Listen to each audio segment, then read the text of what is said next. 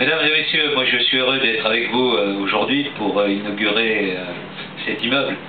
Un immeuble qui, comme vous l'avez dit, est d'une autre nature, qui préfigure peut-être ce que nous allons faire demain dans la deuxième phase de la confluence. C'est vrai que lorsque nous avons lancé ce quartier il y a quelques années, nous répondions à une double volonté. D'abord celle de faire en sorte que nous reconstruisions la ville sur la ville. Avec Monsieur Gilles Bunat, c'est la première dimension écologique que nous donnons à notre action. Plutôt que de procéder à l'étalement urbain et de faire en sorte que l'on puisse étendre la ville au-delà de ces territoires d'aujourd'hui, nous préférons partout essayer de reconstruire la ville sur la ville. Et donc, lorsque l'on regarde comment cette agglomération s'est développée au cours des dernières années, on s'aperçoit à la fois l'opération de la confluence, mais en même temps aujourd'hui Gerland qui se redéveloppe sur d'anciennes friches industrielles, le Carré de Soie qui va être un quartier qui surgit de terre et qui va être aussi un quartier tout à fait exceptionnel. Et donc cela, c'est notre première priorité. On voit que la ville intense que nous voulons construire n'est pas forcément la ville angoissante, et que l'on sait marier dans un quartier comme la Confluence à la fois une certaine densité du bâti et puis en même temps des espaces naturels qui maillent les territoires. Notre architecte de la Pardieu aime à dire que finalement le logement est prolongé par l'espace public. Et c'est vrai que lorsque l'on se situe dans un site où derrière le logement il y a de tels espaces publics, évidemment que l'ouverture du logement sur le cadre naturel est quelque chose de tout à fait fondamental. On vient de le voir en montant voir un certain nombre de logements. Lorsque l'on regarde ces logements traversants avec une vue sur les balmes de la Saône tout à fait exceptionnelle.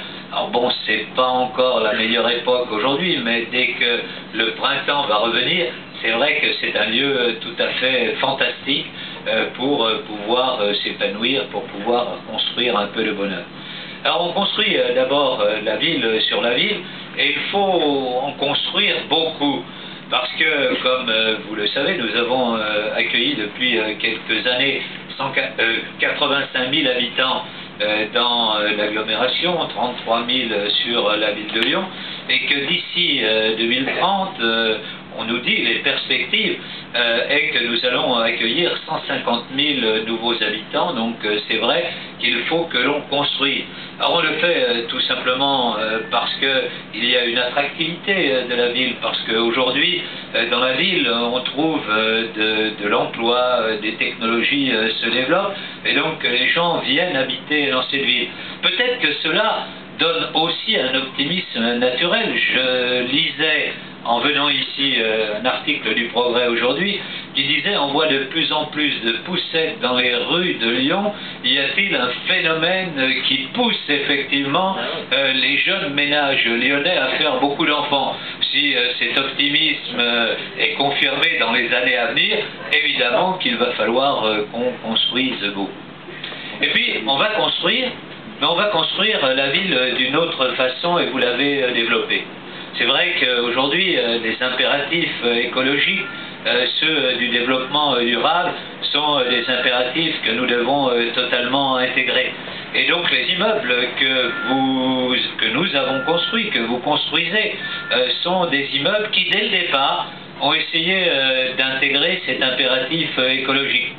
Lorsque nous avons commencé la confluence, merci Jean-Pierre Gallet, nous avons essayé de faire en sorte que dès le départ, nous fassions des immeubles qui étaient haute qualité environnementale.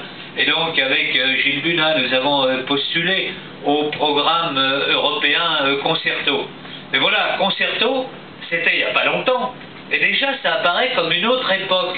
Évidemment, par rapport aux bâtiments que vous livrez, bravo aux architectes, c'est une époque hantée. Aujourd'hui, on a fait des progrès de manière incroyable.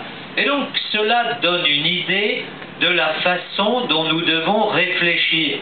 pas penser que la ville de demain va être exactement la même que la ville d'aujourd'hui. Les progrès vont continuer à s'accélérer et donc les technologies vont être au service des architectes pour leur permettre justement de mieux répondre à ces impératifs de développement durable. Aujourd'hui, bâtiment à énergie positive, énergie zéro, et donc progrès fondamental qui montre d'ailleurs qu'on peut, donc il n'y a pas un caractère mortifère de l'écologie, parce que quand on voit la qualité de vie dans ces appartements, on s'aperçoit que c'est bien, qu'on est confortable et qu'en même temps cela répond aux critères de la nouvelle écologie.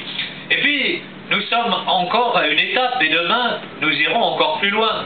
Sur le bâtiment, j'ai vu, Jean-Pierre, que les premières pubs pour Icari, je peux le dire maintenant, puisque celui-ci, vous m'avez dit, il n'y a plus un appartement de livres. Donc je peux faire aussi la pub pour les autres. Je voyais sur le progrès que Icari, ça y est, ils lançaient leur programme de logement. Et donc on va passer encore à un autre style de résidence, où on va essayer de faire en sorte, on va passer à l'application Smart Grid, c'est-à-dire de faire en sorte que les bâtiments soient totalement interconnectés avec le quartier et donc soient producteurs d'énergie pour le fonctionnement et en particulier pour la mobilité du quartier. Pour celles et pour ceux qui pensent qu'aujourd'hui les technologies de la mobilité, du développement durable doivent totalement s'interpénétrer, je pense que cela montre une voie. Nous étions lors du salon Polytech sur le stand du NEDO où ils avaient développé une maquette montrant ce qu'est les smart cities, les villes intelligentes de demain, où ils montraient à la fois comment il y avait de grands progrès technologiques, mais comme vous l'avez dit également, une autre appropriation de la ville. Vous avez dit habitants actifs dans un quartier. On voit bien que toute la ville intelligente de demain, ce sera une ville qui sera énergétiquement plus sobre, mais socialement plus riche. C'est-à-dire que les habitants de la ville ne seront pas des habitants passifs les uns chez les autres et coupés les uns des autres, mais qu'il y a du lien qui se crée. On voit bien qu'au travers de la conception que vous avez eue de cet immeuble, vous avez aussi voulu faire du lien.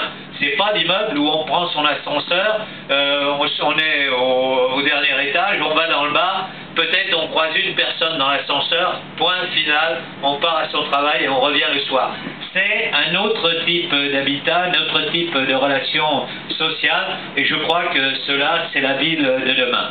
Alors, bravo aux architectes, puis on espère que vous avez déjà eu un premier prix, mais que ce n'est que le début. Je crois qu'il y a un certain nombre de journalistes nationaux qui sont présents ici. Vous voyez, je dis nationaux et pas parisiens, parce que on est comme Brémond, nous on est des gens de la province, et donc on essaye de porter ce que le territoire peut donner comme capacité d'innovation, de création, et donc comme capacité d'inventer l'avenir.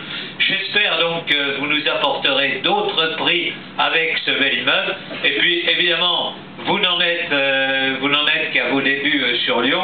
J'espère que nous nous reverrons dans toute une série de constructions. En tout cas, avec les groupes avec qui vous avez travaillé, Brémond, c'est sûr, parce que comme vous le disiez, maintenant, dans l'agglomération lyonnaise, vous êtes lancé, et donc le terrain de Charbonnières va être un terrain absolument fantastique.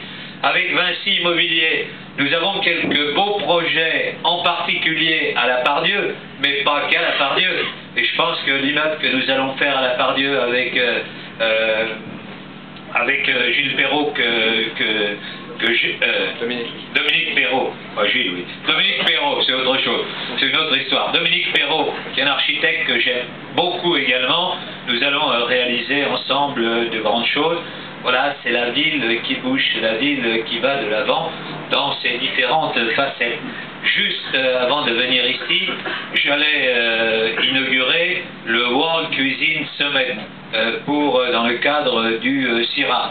Et quand je regarde cette ville, là aussi, sur la gastronomie, là aussi on explore l'avenir. Vous voyez, le sommet de ce matin était consacré aux tendances modernes, au nouveau concept de la cuisine.